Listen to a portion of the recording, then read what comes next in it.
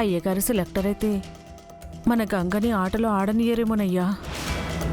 అసలే ఆయనకి గంగ అంటూ కోపం కదా. నేను అదే ఆలోచిస్తున్నానే. మన గంగ గెలిస్తే ఆయన తప్పు ఒప్పుకొని కూతుర్ని తిరిగి తెచ్చుకుంటాడనుకున్నాను. బహుశా ఆ అవకాశం వచ్చేలా లేదు. ఏంటి సైలెంట్ అయిపోయావు? క్యాండిడేట్స్ నేనే సెలెక్ట్ చేస్తాను అంటే ఎందుకు సైలెంట్ అయిపోయావు? ఈ విషయం నీకు సంతోషంగా లేదా? అయినా ఏమిటా కంగారు? కారణం ఏంటో మీకు తెలీదా? చూడండి, మీ అధికారాన్ని అడ్డు పెట్టుకుని గంగని పోటీలో పాల్గొనకుండా మాత్రం చేయకండి please. Sudha, what do you think about me? ఇన్నేళ్లుగా నువ్వు నన్ను అర్థం చేసుకుంది ఇదేనా?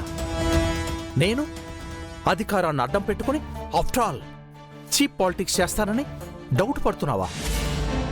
అది కదండి, ఆడవాళ్ళు బాక్సింగ్ చేయడానికి తగరు అని మీ అభిప్రాయం కదా. గంగంటే కూడా మీ కోపం. పైగా తను మా అన్నయ్య కోడలు. ఇవన్నీ మనసులో పెట్టుకుని నెవర్. నా బాధ్యతలు నేను పర్ఫెక్ట్గా నిర్వర్తిస్తాను. రూల్స్ని అతిక్రమించను. నాకు అనుగుణంగా మార్చుకోను. బట్ వన్ థింగ్, ప్లేయర్స్కి డెడికేషన్, డిసిప్లిన్ రెండూ ఉండాలి. ఆ విషయంలో మాత్రం కాంప్రమైజ్ కాను. అమ్మాయి కదా పాపం అని చూసి చూడనట్లుగా వదిలేయను. అబ్బాయిలకి ఎంత స్ట్రిక్ట్గా టఫ్గా కండక్ట్ చేస్తామో అమ్మాయిలకు కూడా అంతే స్ట్రిక్ట్గా సెలక్షన్ ప్రాసెస్ ఉంటుంది. బాక్సింగ్ ప్లేయర్స్కి ఉండవలసిన క్వాలిటీస్లో ఏ ఒక్కటి లేకపోయినా, పెర్ఫార్మెన్స్ బాగా లేకపోయినా ఎవరినైనా సరే రిజెక్ట్ చేస్తాను.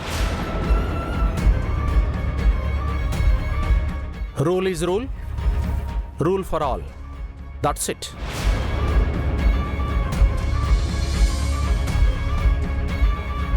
అమ్మగారు, ఇప్పుడు సారు గంగని సెలెక్ట్ చేస్తా అన్నారా, లేదంటే ఏదో ఒక సాగుతో తీసేస్తున్నారా? నాకేం అర్థం కావట్లేదమ్మా. రూల్ ప్రకారం కరెక్ట్గా ఆడాలి, క్రమశిక్షణగా ఉండాలంటున్నారు కదయ్యా. మన గంగ అసలే తింగర్ది. అది ఆట బానే ఆడుతుంది కానీ కుదురుగా ఉండదే. ఇప్పుడు నేనేటి చేయాలి? మీరేం కంగారు పడకండి లచ్చమ్మ. గంగతో ఈ విషయం చెప్పి బాగా ప్రాక్టీస్ చేయమని చెప్తాను. సెలక్షన్స్ అప్పుడు కూడా చాలా క్రమశిక్షణగా ఉండమని చెప్తాను. ఇప్పుడే ఫోన్ చేయండమ్మా. సాసేసుకోవే చెల్లె. బావా, నా చెల్లి తినే తిండికి నువ్వు అకాడమీ మెయింటైన్ చేస్తే కుదరదు. ఎకరాలు ఎకరాలు కొనేసి పండించేస్తా ఉండాలి.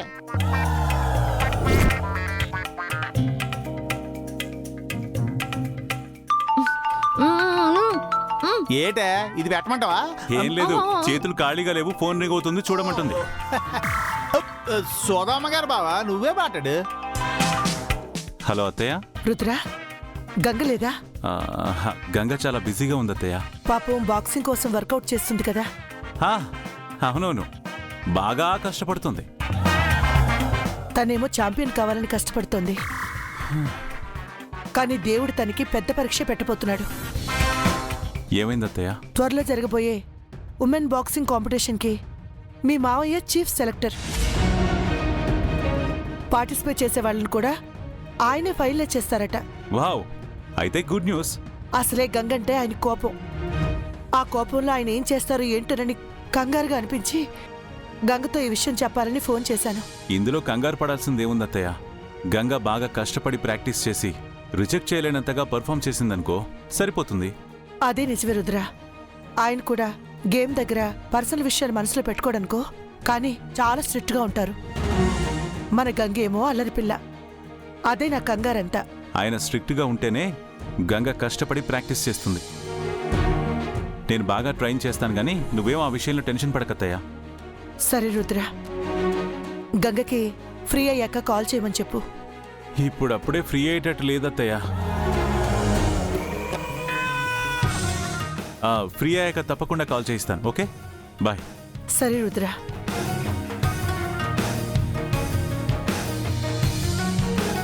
రుద్ర గంగతోటి మరింత బాగా ప్రాక్టీస్ చేయిస్తానని చెప్తున్నాడు. రుద్రబాబు చూసుకుంటాడనే మా ధైర్యం కూడా అమ్మగారు. గంగ కూడా పట్టుదల ఎక్కువేనమ్మా. తను ఎలాగైనా పోటీలో గెలుస్తుంది. తన మీద నమ్మకం ఉంచండి. నాకు నమ్మకం ఉంది లచ్చమ్మ. ఏంటి సార్ ఏదో ప్రాక్టీస్ కంగారు ఏదో అంటున్నారు? ఏమీ లేదు, నువ్వు ప్రశాంతంగా తిను. బావ కూల్గా ఉన్నాడంటే ఏదో బాంబు పేలుతున్నాడని అర్థమే సెల్లే. ఏటి బావ అదే? ఏం లేదు రంగా, ఉమెన్ బాక్సింగ్ కాంపిటీషన్కి చీఫ్ సెలెక్టర్గా మామయ్యని అపాయింట్ చేశారట.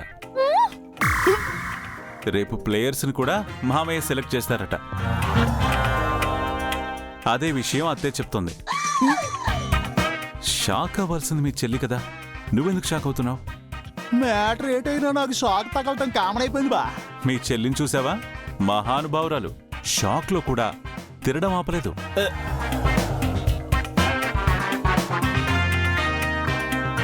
ఎమోషన్ ఏదైనా ఫుడ్ మాత్రం వదలదు. బంగారు కొండ.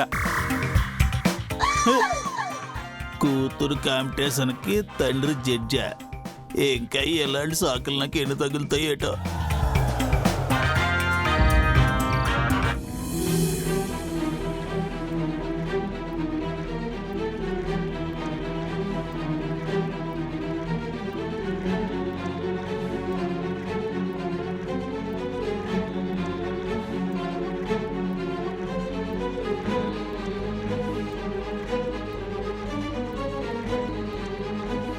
బిజినెస్ ఎక్స్టెండ్ చేయాలన్న ఆలోచన మంచిదే, కానీ దానికోసం ఇంత పెద్ద మొత్తంలో పెట్టుబడంటే ఆలోచిస్తున్నాను. మీకు ఎలాంటి టెన్షన్ అక్కర్లేదు మావయ్య గారు. మన ఇన్వెస్ట్మెంట్కి 2 times ఎక్కువ ప్రాఫిట్స్ వస్తాయి. I'm sure.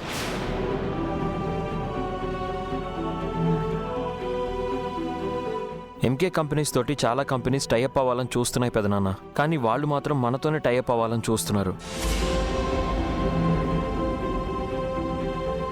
ఆ డీల్ నేనే సెట్ చేశాను మావయ్య గారు. It's worthable. మీరు కాన్ఫిడెంట్గానే ఉన్నారు, కానీ రుద్ర ఆ కంపెనీ ఫ్రాడ్ అంటున్నాడు కదా.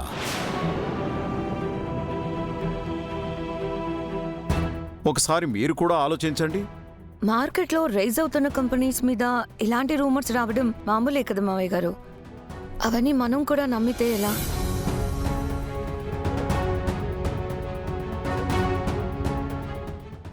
రుద్ర, సమయానికి వచ్చా. పెదనాన్న, సూర్య ఎంకే కంపెనీతో టైఅప్ అయ్యాడు కదా, ఇప్పుడు 5 కోట్ల పెట్టుబడి కావాలంటున్నాడు.